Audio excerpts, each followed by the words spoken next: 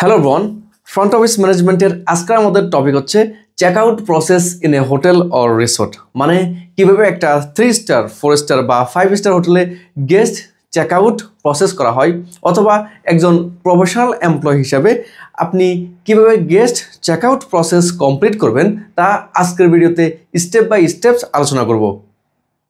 So first and foremost checkout প্রসেসের step হচ্ছে grit the guest warmly. তো আপনি কিভাবে চেকআউটে গেস্টকে সুন্দর করে গ্রিটিংস করবেন সেটা হচ্ছে stand up, make eye contact and smile when guest approach. Guest যখন আপনার রিসেপশনে বা ফ্রন্ট ডেস্কে আপনার চেকআউট হওয়ার জন্য অ্যাপ্রোচ করবে, আপনি সুন্দর করে দাঁড়িয়ে যাবেন, তারপর গেস্টের সাথে আই কন্ট্যাক্ট করবেন, তারপর গেস্টকে সুন্দর করে একটা স্মাইল দিবেন। এরপর হচ্ছে গ্রিট দ্য গেস্ট পলাইটলি। তারপর আপনি গেস্টকে সুন্দর করে পলাইটলি অ্যাকর্ডিং টু টাইম অনুযায়ী গ্রিটিংস করবেন, যেমন আপনার good morning or good afternoon sir or madam, how was your stay. অথবা আপনি গেস্টকে আস্ক করতে পারেন I hope you had a pleasant stay with us. তো এইভাবে আপনি পলাইটলি গেস্টকে গ্রিটিংস করবেন। তারপর হচ্ছে ask if they need help with luggages. তারপর আপনি গেস্টকে পলাইটলি আস্ক করতে পারেন যে তার লাগেজের জন্য কোনো হেল্পের প্রয়োজন কিনা, অথবা তার লাগেজ আনার জন্য কাউকে রুমে পাঠানোও লাগে কিনা। তো এইভাবে আপনি গেস্টকে সুন্দর করে লাগেজের জন্য হেল্প অফার করবেন। তো এই গেল চেকআউট প্রসেসের নাম্বার 1 স্টেপ। নাম্বার 2 স্টেপস হচ্ছে ভেরিফাই গেস্ট ডিটেলস। তো আপনি কিভাবে গেস্ট ডিটেলস ভেরিফাই করবেন সেটা হচ্ছে ask for room number and guest name to confirm identity. গেস্টের আইডেন্টিটি কনফার্ম হওয়ার জন্য আপনি গেস্টের রুম নাম্বার জন্য আস্ক করবেন এবং গেস্টের নাম আস্ক করবেন। তারপর হচ্ছে cross check reservation details in PMS. Guest যেই রুম নাম্বার বলবে এবং যেই নাম বলবে সেটা আপনি ক্রস চেক করে নেবেন আপনার যে প্রপার্টি ম্যানেজমেন্ট সিস্টেম বা হোটেল ম্যানেজমেন্টের যে সফটওয়্যার আছে সেটার মধ্যে আপনি ভালোভাবে ক্রস চেক করে নেবেন যে রুম নাম্বার এবং নামের সাথে তার সব কিছু মিলে আছে কিনা। তারপর হচ্ছে কনফার্ম চেকআউট ডিটেলস।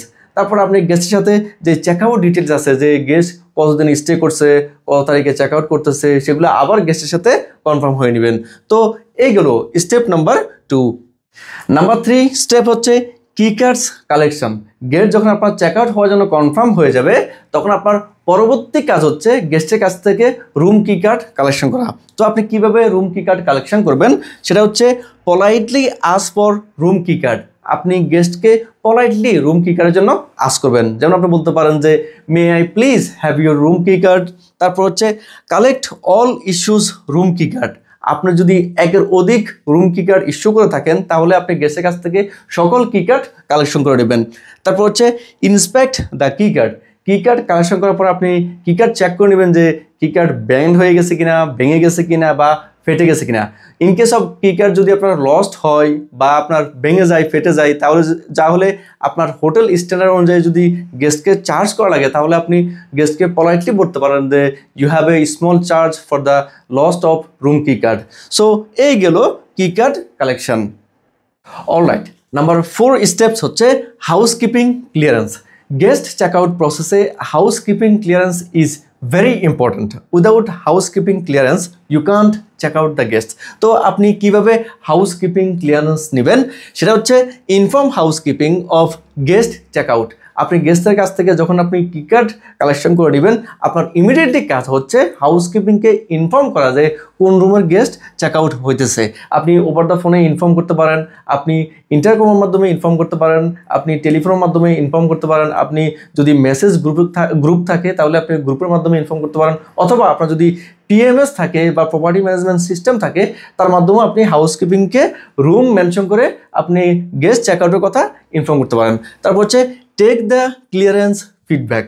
ক্লিয়ারেন্স ফিডব্যাকের মানে হচ্ছে রুমে সব কিছু ঠিক আছে কিনা, যেমন আপনার রুমে গেস্ট কোনো কিছু ড্যামেজ করছে কিনা, যেমন টাওয়াল লস্ট হয়েছে কিনা, অথবা বেড ড্যামেজ হয়েছে কিনা, গেস্ট কোনো ম্যানিউওয়্যার কনজিউম করছে কিনা।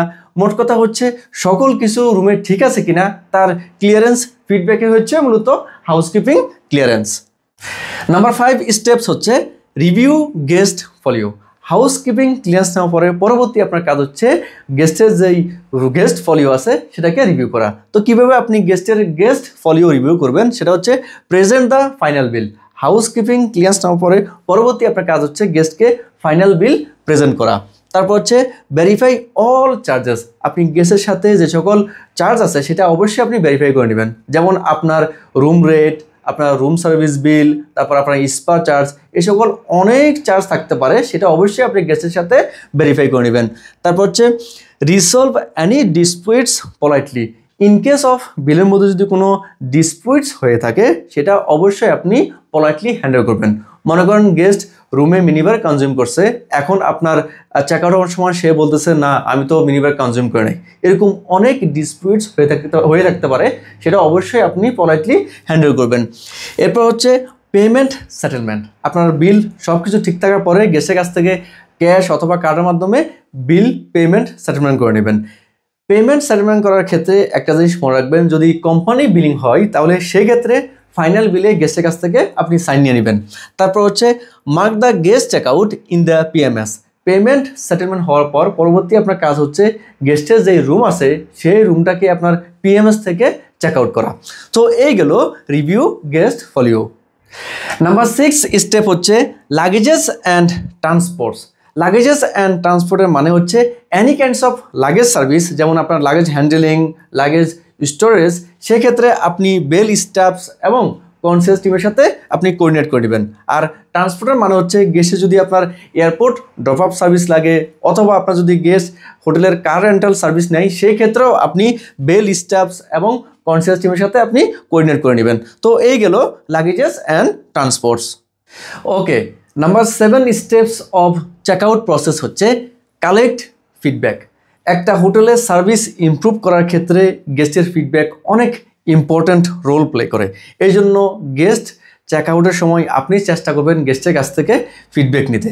তো কিভাবে আপনি গেস্টের ফিডব্যাক কালেক্ট করবেন সেটা হচ্ছে ask politely, did you enjoy stay with us?